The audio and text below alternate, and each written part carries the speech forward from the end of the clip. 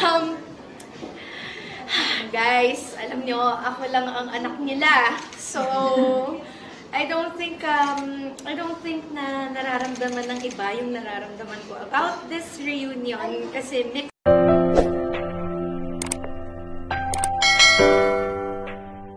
KC Concepcion umamin na. Frankie Pangilinan itinanggi ang mga paratang sa kanya. Boy Abunda umalma. Kamakailan nga lamang ay napapabalita ang isyu ukol sa pagitan ni KC Concepcion at Frankie Pangilinan. Usap-usapan na bibigyan raw umano ng malaking mana si Frankie na manggagaling umano sa pamilyang Concepcion. Kumakalat ngayon sa social media ang mga paratang na inilabas ni KC Concepcion ukol umano kay Frankie. Ngunit lalong umalma ang artistang si KC matapos malaman na bibigyan umano ng milyon-milyon si Frankie galing sa kanilang pamilya.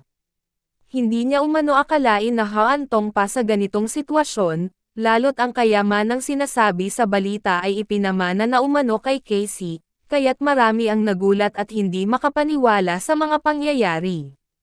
Hanggang ngayon nga ay pinagkakaguluhan pa rin ng madla sa social media ang mga isyong ito na ngayon nga ay hindi malaman ang pinag-ugatan.